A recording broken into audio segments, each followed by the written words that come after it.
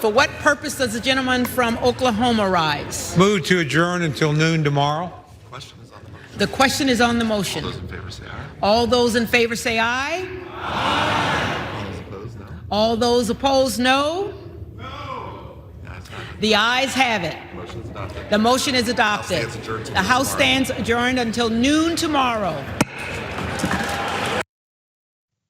What I want to know is who was that one person who went, no?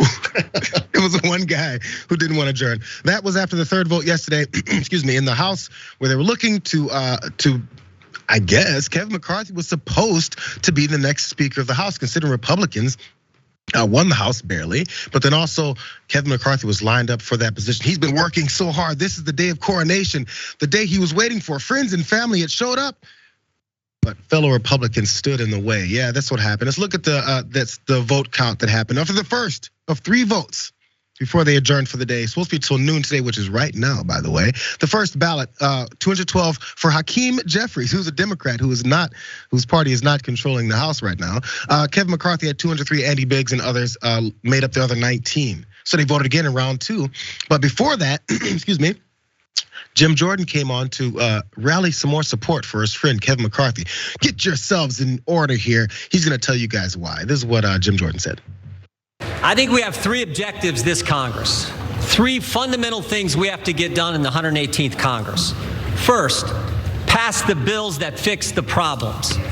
In 2 years' time, we have a border that is no longer a border. We have a military that can't meet its recruitment goals. We have bad energy policy, bad education policy, record spending, record inflation, record debt, and a government that has been weaponized against we the people. Second, we can never ever let a bill like the one that passed 12 days ago, $1.7 trillion spent, we can never ever let that kind of legislation pass again. We have to do the oversight and the investigations that need to be done. To my friends here on this side of the aisle, I would just say this. The differences we may have, the differences between Joyce and Jordan or Biggs and Bacon, they pale in comparison to the differences between us and the left, which now unfortunately controls the other party. So as Jim Jordan rallied his folks to support McCarthy again, it sounded more like a stump speech, I guess. Considering the divisiveness and the division within our House, we can't let these losers do this anymore.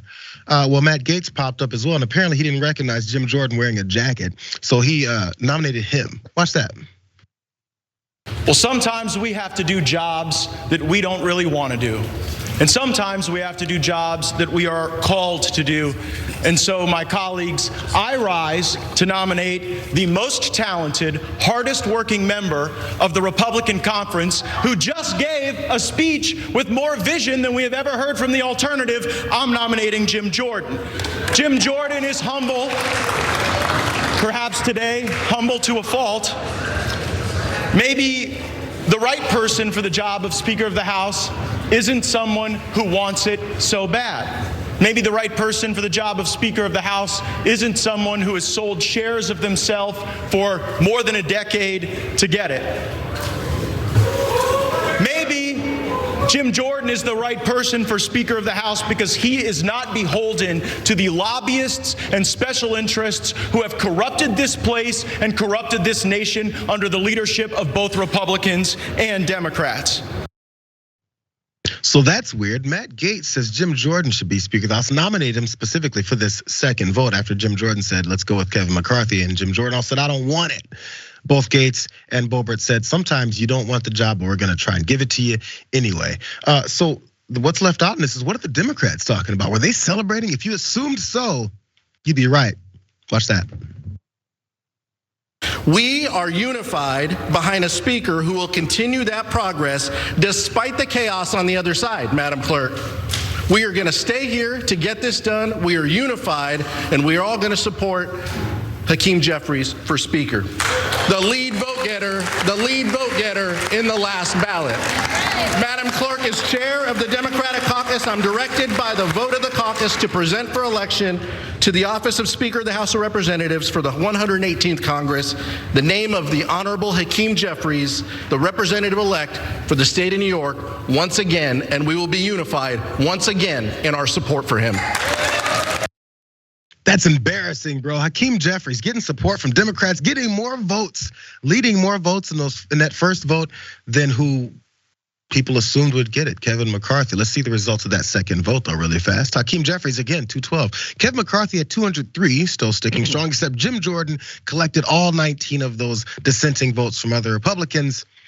So they took it another step again. Before we get to those results and how this all ended horribly for him, that's a lot of talking that happened there. David, what are you thinking was going on and what may happen next? Well, I just watched some Fox News clips this morning. Sean Hannity called it a clown show. Fox and Friends said it is a Republican disaster. This is Fox News declaring this, and they're absolutely right. If the Republicans cannot agree on who their speaker is going to be, who their leader is going to be, how are they possibly going to agree on legislation and what should come to the floor and what the proposals should be, what the priorities should be? So this is an epic disaster for the Republicans. I do find it pretty interesting. And look, this is not going to matter so much. I think McCarthy's going to get this in the end, but there is a certain there's an anti-establishment feeling that certainly still exists in the Republican Party, where they don't want somebody who is tied into the lobbyists, tied into the corporate special interests, who they see as part of the problem in Washington. And to see this sort of pop up now, I think is intriguing. It's intriguing, it's embarrassing. It shows all the things you were saying about the craziness that's going on with these Republicans as they try to take over, because they said, well, they voted for us, they gave us the gavel, I suppose, and no one's handed it over yet. So let's go to this last vote, because this is what really start to see maybe this momentum shift, because that's what was expected. Kevin McCarthy came in very upset, we know that. Came in talking about those dissenters and how he's gonna basically force them into submission because they're gonna fold. What else can they do? They can't let these Democrats over here dance on our graves. So what happened next? Let's go to round 3, but before that, Byron Reynolds was speaking about this in between some of those votes, Republican, who's just come to the House, and he had some intriguing thoughts, and it shows in what he did later. Let's watch that. Are you going to stick with Kevin McCarthy on the 3rd ballot, 4th ballot, 5th ballot, whatever it takes? Look, I'm actually thinking about all that right now. The one thing that's clear is he doesn't have the votes. Yeah. And so at some point as a conference, we're gonna have to figure out who does. So are you willing to vote for Congressman Jim Jordan, who got 19 votes last time? I said, Jim will be a great speaker. I'm not saying anything against him.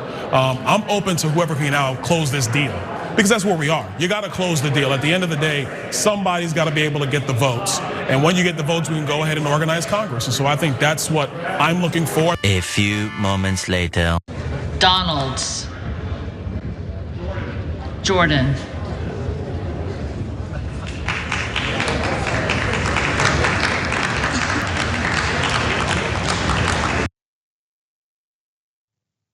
Well, that was embarrassing. Byron Donalds there did actually flip and say, we're gonna go with someone who we think can get the job done. Apparently he thinks Jim Jordan can. He's really fine for either one of them, but he just wants to move things along. Here's those final results. 212 for Jeffries. Again, Kevin McCarthy, 202, losing 1. That beat from Donalds on to Jim Jordan, who picked up then 20. This is what's going on this morning, David. Apparently, Kevin McCarthy walked in and said, we're gonna get the votes, it's gonna happen. He was positive, he was smiling, good things are gonna happen. And now they're trying to adjourn for the day before the 4th vote even happens, because that would be even more embarrassing considering they left after 3 votes yesterday to try and coalesce some more support, maybe give a couple more concessions, maybe even force them by some angry force again into voting for him. But now they're not seeing it looking all that good. What's your prediction? What should happen now? I think you said McCarthy should win, but I'm curious how. Yeah, I think what's going to end up happening is that Republicans are going to say, okay, let's go with a moderate like Fred Upton, somebody who the Democrats, there would be probably a few Democrats who would cross over and support Fred Upton, and that would freak out, I think, the Freedom Caucus Republicans to have a very moderate Republican poised with Democratic support to become Speaker of the House. And I think that's what will eventually scare these Freedom Caucus Republicans to say, okay, if it's a choice between moderate Republican Fred Upton and Kevin McCarthy, of course, we'll go with Kevin McCarthy. And I think that's inevitably what will happen. The question is who's gonna blink first? I mean, this could go on for a while. It was what, 100 years ago, the last time this happened, and they had 113 ballots. So you're talking about possibly weeks. If this were to go on, say to 30 ballots, you might be talking for at least a week where the House is paralyzed, where new members can't get sworn in, they can't organize a House, they can't figure out committee assignments, and talk about a political embarrassment. And again, you want a party in power that can govern, even if it's to limit government as Republicans want to do. But when they can't even get organized like this, it shows that this is in fact the clown show that Sean Hannity's been talking about. I feel like it's still the fingerprints of Donald Trump on this party, because look at the way they're addressing these things. And many Republicans that are upset about this, pundits that are saying this is embarrassing, are saying things like, well, what do they want? What do they expect? What's next for them? This seems self-serving. Who does that sound like to you? Clueless approach, but self-serving nonetheless.